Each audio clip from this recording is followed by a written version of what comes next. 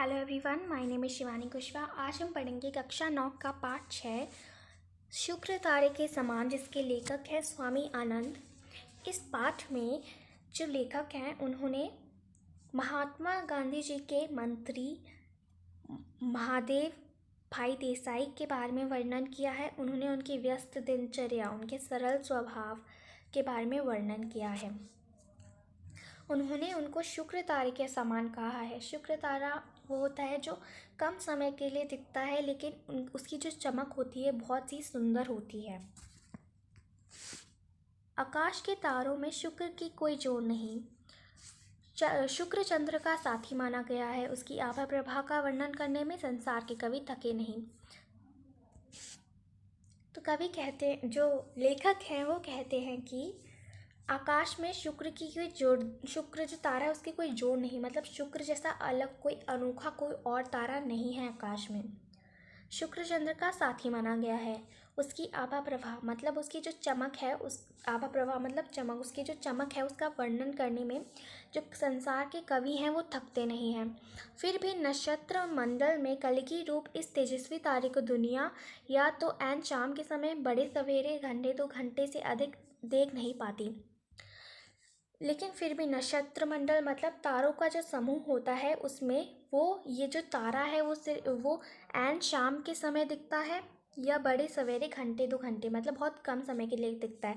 या तो सुबह देखेगा या तो ऐन शाम को। शुक्र तारा मतलब वीनस, वो मॉर्निंग स्टार, उसको इवनिंग स्टार भी बोलते हैं। इसी तरह भाई महादेव जी आधुनिक भारत की स्वतंत्रता के उषा काल में अपनी वैसे ही आभा से हमारे आकाश को जगमगाकर देश और दुनिया को मुग्ध करके शुक्र तारे की तरह ही अचानक अस्त हो गए।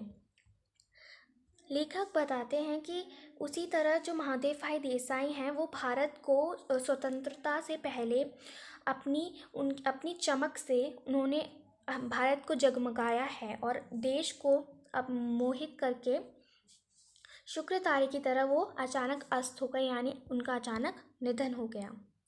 सेवा धर्म का पालन करने के लिए इस धरती पर जन्मे स्वर्गीय महादेव देसाई गांधी जी के मंत्री थे।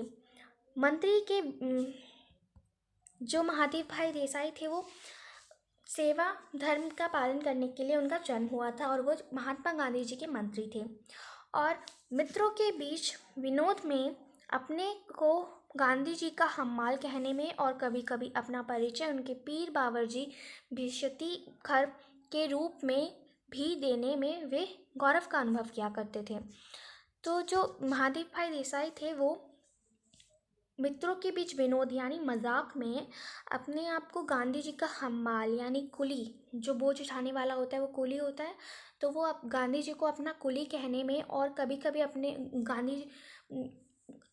खुद को गांधी जी का कुली कहने में और कभी कभी खुद को उनका खाना बनाने वाला, पानी देने वाला, उनके गधे के रूप में भी उनका परिचय देते हैं। मतलब महादेव भाई देसाई अपना परिचय देते उनके मित्रों को, और ये ऐसा परिचय देने के बाद वो गर्व भी महसूस करते। गांधी जी के लिए वे पुत्र से भी अधिक थे। जब सन 1917 में वे गांधी जी के पास पहुंचे तब गांधी जी ने उनको तत्काल पहचान लिया और उनको अपने उत्तराधिकारी का पद सौंप दिया। सन 1919 में जलियांवाला बाग हत्याकांड के दिनों में पंजाब जाते हुए गांधी जी को पलवल स्टेशन पर गिरफ्तार किया गया था। गांधी जी ने उसी समय महादेव भाई को अपना वारिस कहा था। जब सन 1919 में जलियांवाला बाग के हत्याकांड के बाद जब गांधी जी को गिरफ्तार किया गया था पलवल स्टेशन पे, उस टाइम पे गांधी जी ने महादेव भाई देसाई को अपना वारिस कहा था। सन 1929 में महादेव भाई आसेतु हिमाचल देश के चारों कोनों में समूचे देश के दुलारे बन चुके थे। मतलब महात्मा गांधी जी के साथ घूमते घूमते वो बहुत प्रसिद्ध हो चुके थे।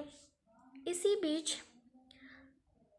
पंजाब में फौजी शासन के कारण जो कहर बरसाया गया था उसका ब्यौरा रोज़ रोज़ आने लगा। पंजाब के अधिकतर नेताओं को गिरफ्तार करके फौजी कानून के तहत जन्म कैद की सजाएं देकर काला पानी भेज दिया गया। इस बीच जो फौजी शासन था पंजाब में उससे बहुत जुल्म उठाए गए। उसका ब्यौरा मतलब उसका जो समाचार है वो रोज़ रोज़ आने लगा। पंजाब के अधिकतर नेताओं को जन्म कैद की सज़ा दे दी या तो काला पानी भेज दिया गया। लाहौर के मुख्य राष्ट्रीय अंग्रेज़ी दैनिक पत्र ट्रिब्यून के संपादक श्री कालीनाथ राय को 10 साल की जेल की सज़ा मिली। और जो राष्ट्रीय अंग्रेज़ी दैनिक जो संपादक यानी संपादक होता है एडिटर, जो श्री कालीनाथ राय थे उनको भी 10 साल की जेल हुई।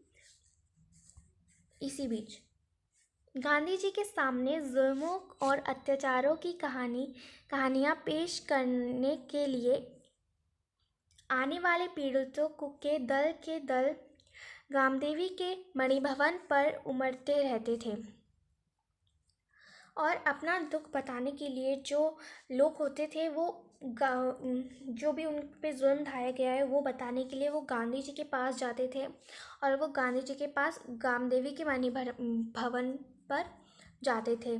महादेव उनकी बातों को संक्षिप्त टिप्पणियाँ तैयार करके उनको गांधी जी के सामने पेश करते थे और आने वाले के साथ उनकी रूबरू मुलाकात भी करवाते।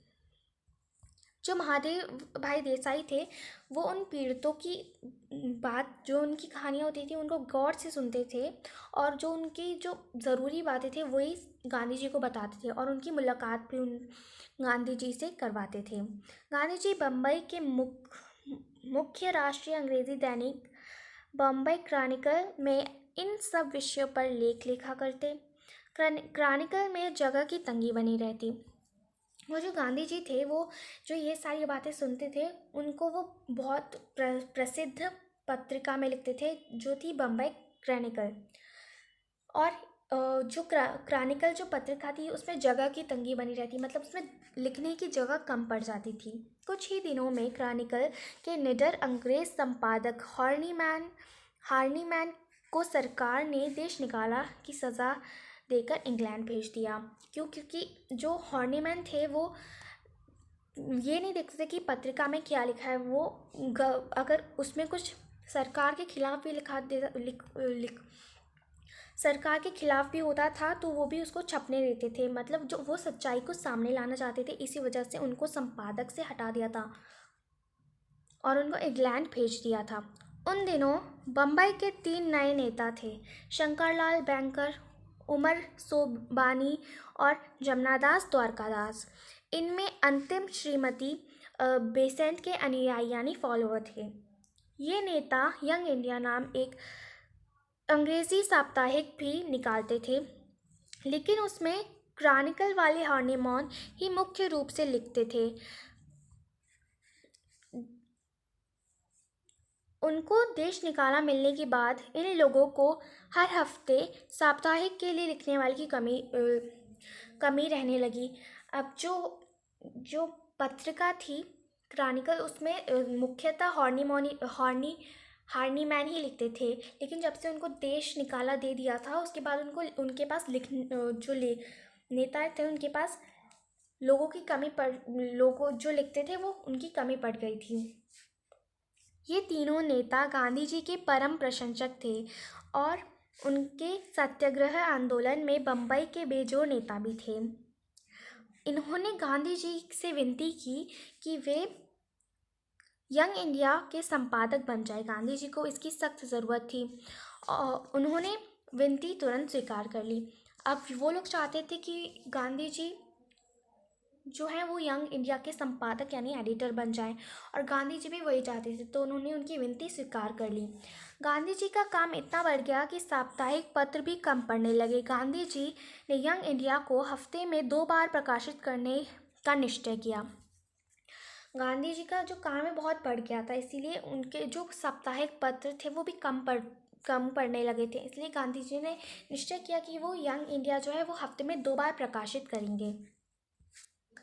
हर रोज़ का पत्र व्यवहार और मुलाकातों मुलाकातें, आम सभाएं आदि कामों के अलावा यंग इंडिया साप्ताहिक में छापने के लेख, टिप्पणियां, पंजाब के मामलों का सारांश और गांधी जी के लेख, यह सारी सामग्री हम 3 दिन में तैयार करते। लेखक जो हैं वो ये सारी चीज़ें वो तैयार करते थे, जो भी गांधी जी उन्हें बताते थे।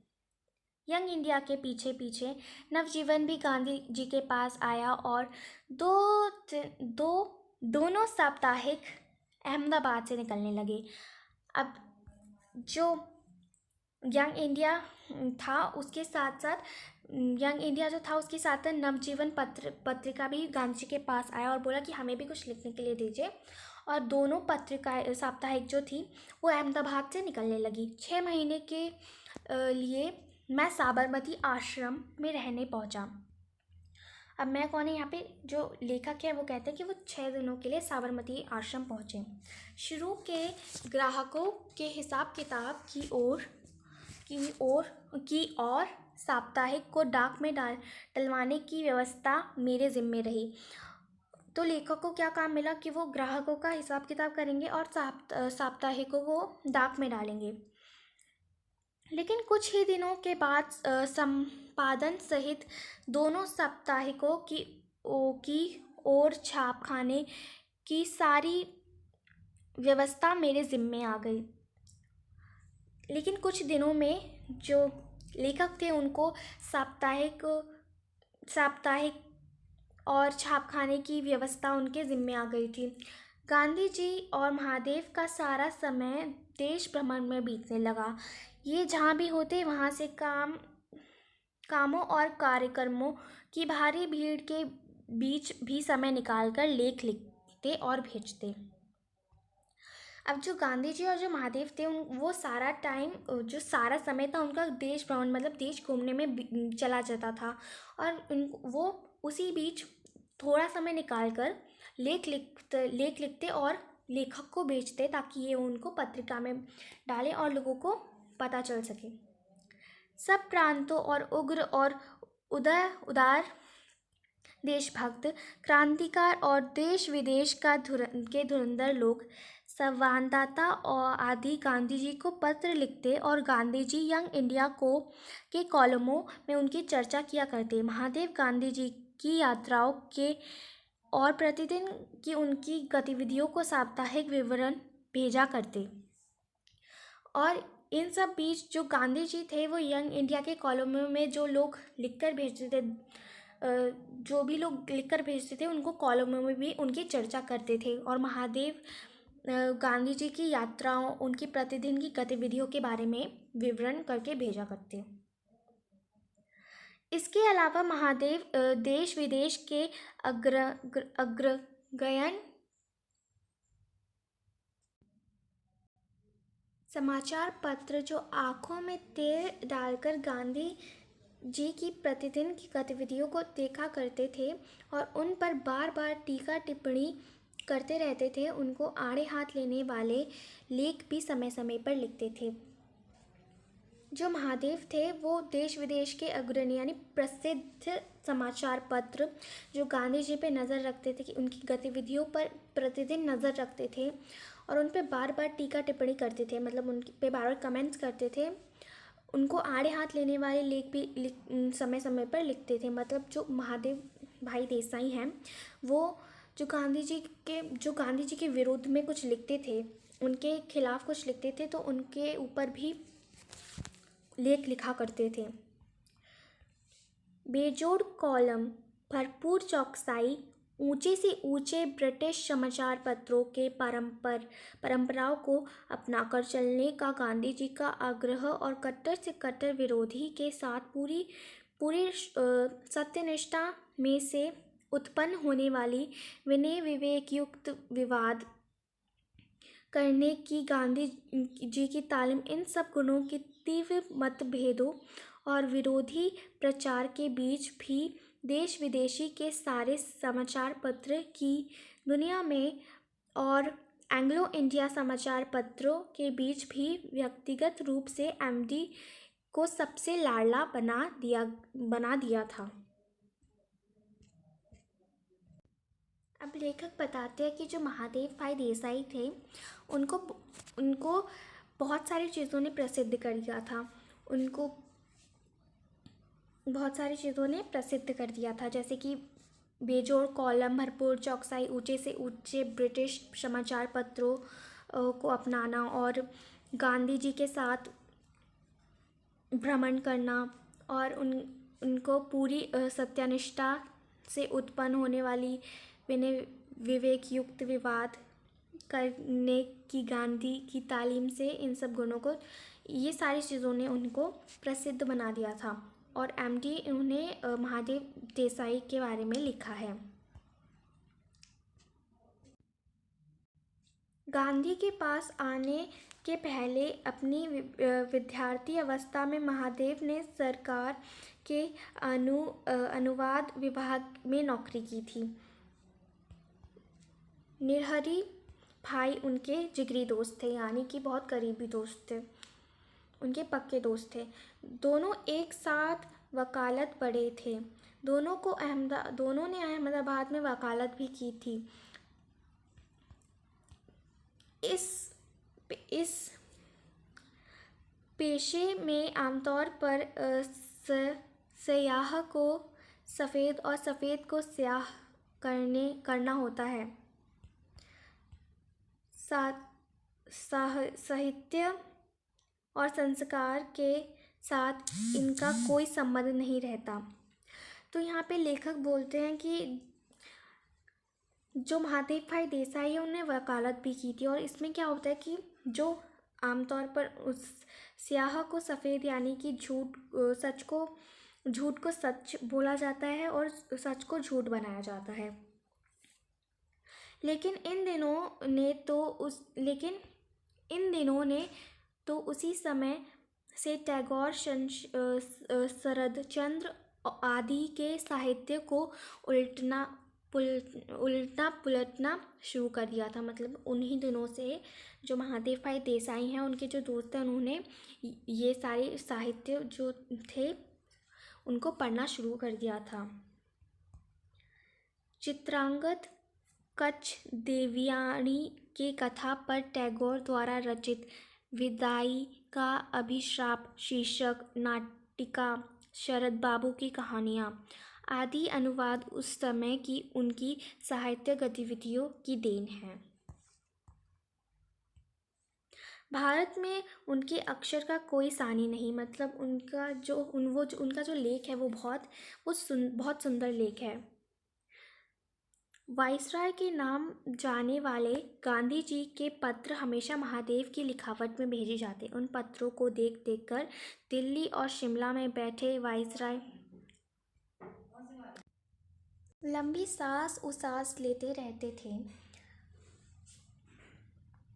यहाँ पे जो भी पत्र वाइसराय को भेजे जाते वो गांधी जी के नाम पे होते, लेकिन उन्हें महादेव देसाई लिखते थे। और उन पत्रों को पढ़ के दिल्ली और शिमला में बैठे वाइसराय लंबी सांसें लेते रहते। भले ही उन दिनों ब्रिटिश सल्तनत पर कहीं सूरज ना डूबता हो, लेकिन उस सल्तनत के छोटे बादशाह को भी गांधी के सेक्रेटरी के समान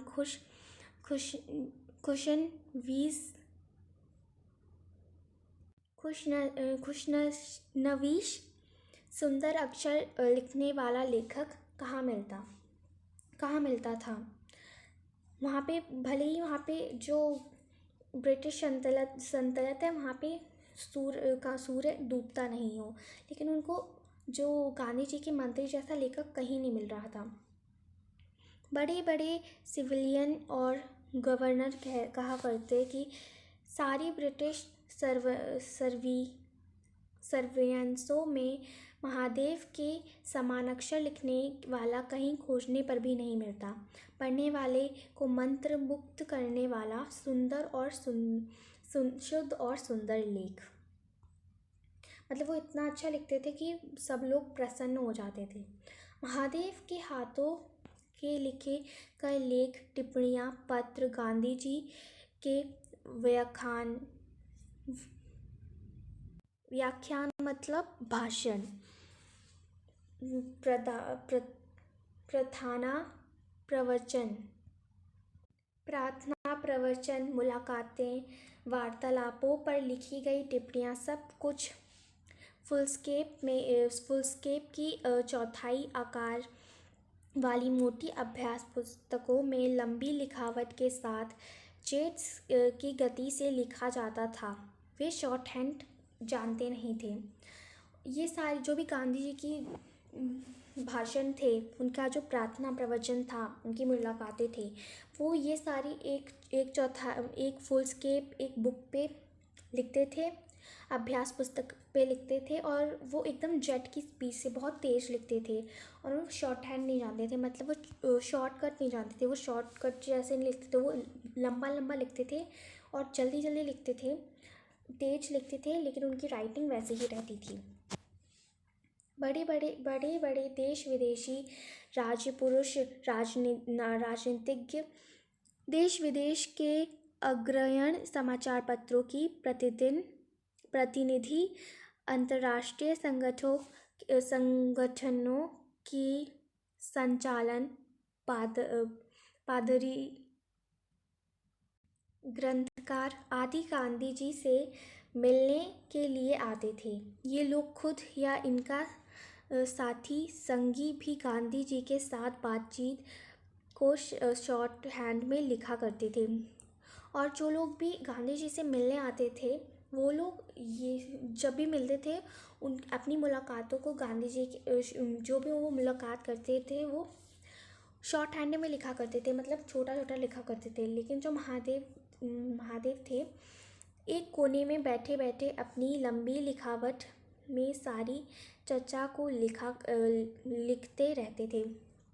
और वो कोने में बैठे बैठे लंबी लिखावट और सारी चर्चा जो भी होती थी उनके बीच में वो लिखा करते थे। मुलाकात के लिए आए हुए लोग अपना मुकाम पर जाकर सारी बातचीत को टाइप करके जब उसे गांधी जी के पास ओके करवाने के लिए पहुंचते, तो भले ही उनमें कुछ भूल या खामियां मिल जाएं, लेकिन महादेव की डायरी में या नोट बही में मजाल है कि कॉमा मात्र भी भूल मिल जाए। तो ये जो लोग लिखते थे, जो गांधी जी से मिलने आते, वो लोग लिखते थे शॉर्ट हैंड में, और वो जो भी लिखते थे उसमें कुछ कमियां खामियां मिल जाती थी, मतलब कहीं कॉमा नहीं लगा हो, ये सब कुछ उनको कमियां खामियां मिल जाती थी। लेकिन जो महादेव देसाई थे, उनकी डायरी में एक कॉमा की भी मिस्टेक उनको गांधी जी को नहीं मिलती थी। गांधी जी कहते, महादेव के लेख नोट के साथ थोड़ा मिलान कर लेना था ना, और लोग दांतों उंगली दबाकर रह जाते। जो गांधी जी है, वो कहते थे कि जो महादेव के लेख है उनको उनके साथ थोड़ा मिलान कर लेना था, मतलब देख लेना था और गलतियों को सुधार लेना था। और जो लोग हैं वो दांतों में उंगलियां दबाकर रह जाते।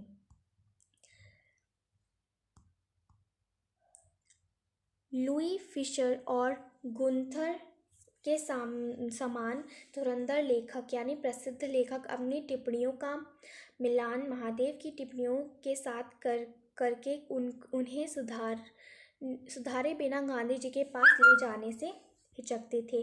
मतलब जो प्रसिद्ध से प्रसिद्ध कवि या लेखक होते थे, वो भी जो महादेव की टिप्पणियों से अपने जो उन्होंने लिखा है वो सुधार लेते थे, तभी वो गांधी जी के पास जो उनकी जो भी टिप्पणियाँ थी वो ले जाते थे।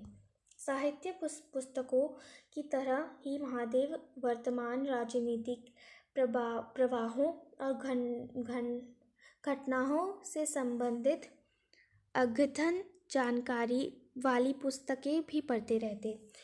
और साहित्य पुस्तकों के साथ वो जो भी देश में घटित घटनाएं हो रही हैं, राजनीति की ये सारी जानकारी वाली पुस्तकें वो पढ़ते रहते। हिंदुस्तान से संबंधित विदेश से ताज़ी राजनीतिक गतिविधियों और चर्चाओं की नई से नई जानकारी उनके पास मिलती। अब वो इतनी सारी किताबें पढ़ते थे, तो उनके पास सारी की सारी जानकारी मिल जाती थी। सभाओं में, कमेटियों में की बैठकों में या दौड़ती रेलगाड़ी के डिब्बे में ऊपर की बर्थ पर बैठकर ठूस ठूस कर भरे अपने बड़े झोलों में रखे ताजे से ताजे समाचार पत्र, मासिक पत्र और पुस्तकें वे पढ़ते रहते अथवा यंग इंडिया और नवजीवन के लिए लेख लिखा करते। वो अपना टाइम गवाते नहीं थे। जब भी उनको टाइम मिलता था वो अब रेलगाड़ी में बैठ के कम्यूनिटियों में बैठ कर वो जो उनके पास झोले होते थे जिनमें पुस्तकें रखी रहती थी, समाचार पत्र रखे रहते थे, वो उनको पढ़ते रहते और वो यंग इंडिया और नवजीवन जो पत्रिका है उनके लिए लेख भी लिखा करते थे। लगातार चलने वाली यात्राओं, हर स्टेशन पर दर्शनों के लिए इकट्ठा हुई जनता के विशाल समुदाय, सभाओं, मुलाकातों, बैठकों, चर्चाओं और बातचीत के बीच वे स्वयं कब खाते, कब नहाते, कब सोते या कब अपनी हजते रफ़ा करते, किसी को कोई पता नहीं चल पाता। अब इन सब के बीच ये किसी को नहीं पता चलता कि वो कब खाते हैं, कब नहाते हैं। वे इसी में उलझे रहते हैं, सभाओं और मुलाकातों में इसी सब में उलझे रहते हैं और किसी को ये नहीं पता चलता कि वो कब खाते हैं, कब नहाते हैं और कब अपनी हाजतें रफ़ा करते हैं, मतलब कब अपना टाइम निकालते हैं। वे एक घंटे में 4 घंटे का काम निपटा देते, मतलब जहाँ एक व्यक्ति 4 घंटे का काम एक काम 4 घंटे में करता है, वहाँ पे वो 4 घंटों में काम 4 घंटों का काम 1 घंटे में निपटा देते हैं। काम में रात और दिन के बीच कोई फ़र्क शायद ही कभी रहता हो। वे सूत भी बहुत सुंदर काटते हैं। अपनी इतनी सारी व्यवस्थाओं के बीच वे काटना कभी नहीं चूकते, मतलब वो जो सूत है वो भी बहुत अच्छा काटते हैं। बिहार और उत्तर प्रदेश के हज़ारों मील लंबे मैदान, गंगा, यमुना और दूसरी नदियों के परंपर उपकारी सोने की कीमत वाले गाद के बने आप सौ कोस चल लीजिए, रास्ते में सुपारी फोड़ने लायक एक पत्थर भी नहीं मिलेगा। इसी तरह महादेव के संपर्क में आने वाला किसी भी ठेस या ठोकर की बात तो दूर रही, खुदरी मिट्टी या कंकरी भी कभी चुभती नहीं। यहाँ पर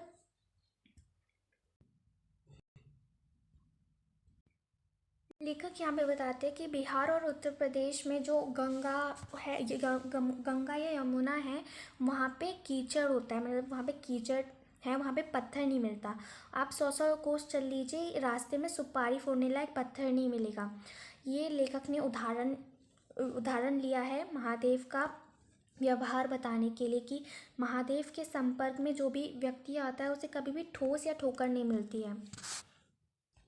उनका स्वभाव बड़ा निर्मल होता है। उनकी निर्मल प्रतिभा उनके संपर्क में आने वाले व्यक्ति को चंद्र शुक्र की प्रभा की तरह दो निभा देती है, मतलब उनका प्रभाव पड़ता है। जो भी लोग उनसे मिलते हैं, महादेव का प्रभाव उन पर पड़ता है और वो दिनों तक उनकी बातें करते रहते हैं।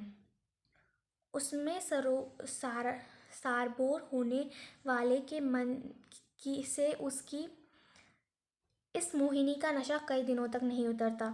मतलब जो भी लोग उनसे मिलते हैं वो उनकी चर्चा करते हैं, कई दिनों तक उनकी चर्चा ही करते रहते हैं। महादेव का समूचा जीवन और उनके सारे कामकाज गांधी जी के साथ एक रूप होकर इस तरह गुंथे हुए थे कि गांधी जी से अलग और अकेले उनकी कोई कल्पना की ही नहीं जा सकती थी। मतलब अगर लोग भी सोचते थे तो वो अगर महात्मा गांधी को सोचते हैं तो वो महादेव भाई देसाई को भी सोचेंगे, या फिर महादेव भाई देसाई को सोचते हैं तो वो गांधी जी को भी सोचेंगे। वो ऐसे मित्र बन चुके थे। कामकाज की अनवरत व्यवस्थाओं के बीच कोई कल्पना भी नहीं कर सके कि इस तरह समय निकलकर लिखी गई इन दिन प्रतिदिन की उनकी डायरी भी अनगिनत अभ्यास पुस्तकें आज भी मौजूद हैं। मतलब वो जो भी डायरी में लिखते थे, उनकी डायरी में जो भी दिन प्रतिदिन की बातें होती थी, वो अनगिनत अभ्यास पुस्तकें, अनगिनत मतलब जिन्हें गिना ना जा सके, उन पुस्तकों में भी आज भी मौजूद जो भी उनका लेख है वो भी आज भी मौजूद है। प्रथम श्रेणी के श्रेष्ठ संस्कार संपन्न भाषा और मौनहरी लेखन शैली के ईश्वरीय देन महादेव को मिली है। मतलब यहाँ पे जो लेखक हैं वो कहते हैं कि उनको जो संस्कार, उनकी जो लिखावट है, उनकी जो भाषा है, ये ईश्वर की देन है। ये सब कुछ उनको ईश्वर से प्राप्त हुआ है। यद्यपि गांधी जी के पास पहुंचने के बाद घमासान लड़ाइयों, आंदोलनों और समाचार पत्रों की चर्चाओं के भीड़ भरे प्रसंगों के बीच केवल साहित्य गतिविधियों के लिए उन्हें कभी समय नहीं मिला, फिर भी गांधी जी की आत्मकथा सत्य के प्रयोग का अंग्रेजी अनुवाद उन्होंने किया, जो नवजीवन में प्रकाशित होने वाले मूल गुजराती की तरह हर हफ्ते यंग इंडिया में छपता रहा। बाद में पुस्तक के रूप में उसके अनगिनत संस्करण सारी दुनिया के देशों में प्रकाशित हुए और बिके। यहाँ पे महादेव देसाई इतने व्यस्त हो जाते हैं, इतने उलझ जाते हैं इन सभी कार्यों में, गांधी जी के साथ लड़ाइयों में, आंदोलनों में और समाचार पत्रों में इतने उलझ जाते हैं कि उनको साहित्य गतिविधियों के लिए समय नहीं मिल पाता।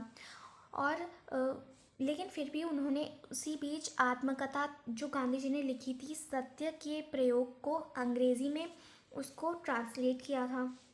और ये पत्रिका जो उन्होंने ट्रांसलेट की थी, ये जो आत्मकथा थी, वो नवजीवन में प्रकाशित होने वाली मूल गुजराती, ये जो आत्मकथा थी वो नवजीवन जो पत्रिका थी उसमें प्रकाशित होती थी हर हफ्ते।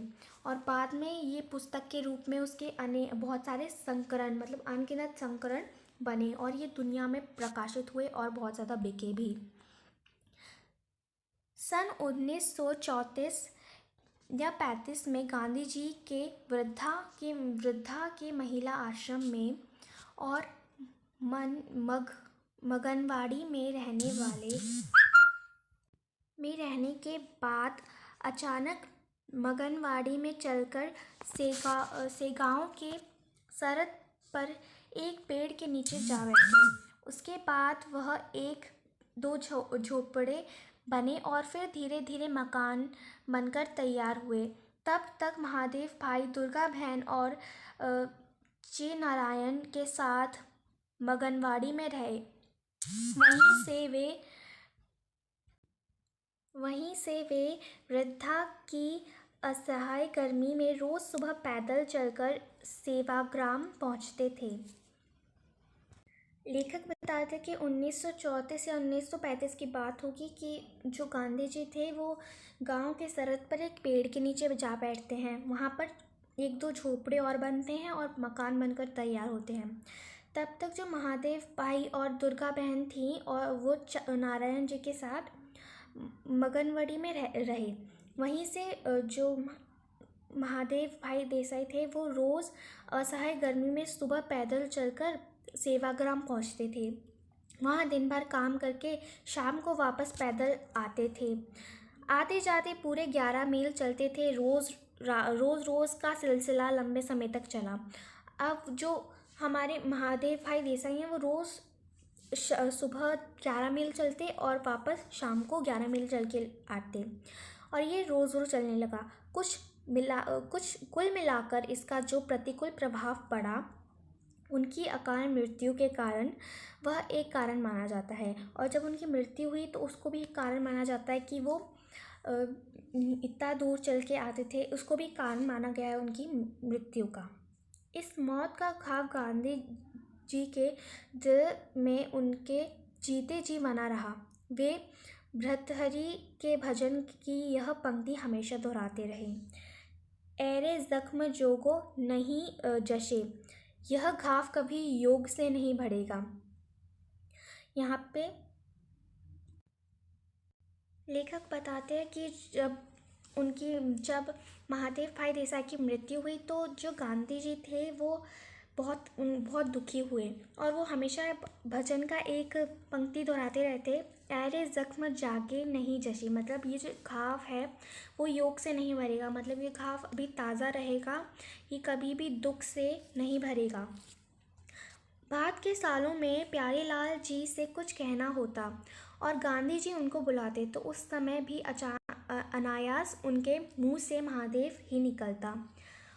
तो बाद के समय में जब भी वो प्यारेलाल जी को उनके जो सेक्रेटरी हैं उनको बुलाते हैं तो तब भी उनके मुंह से अचानक, कभी कभी अचानक उनके मुंह से महादेव निकल जाता था।